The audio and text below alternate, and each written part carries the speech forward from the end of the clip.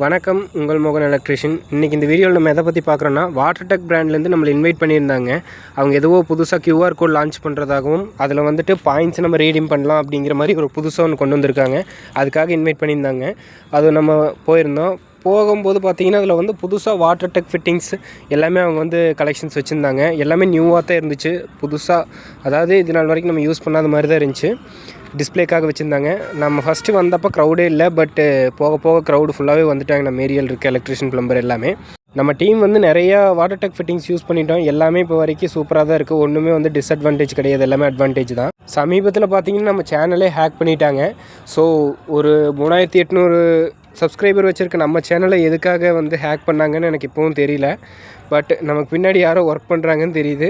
Work பண்ணுறவங்க யாராக இருந்தாலும் கவலை இல்லை. நேரில் வந்தாங்கன்னா நம்ம பதில் சொல்லலாம். நேரில் வராமல் பின்னாடி இருந்து அடிக்கிறவங்களை என்ன சொல்கிறது? So keep supporting us. Thank you.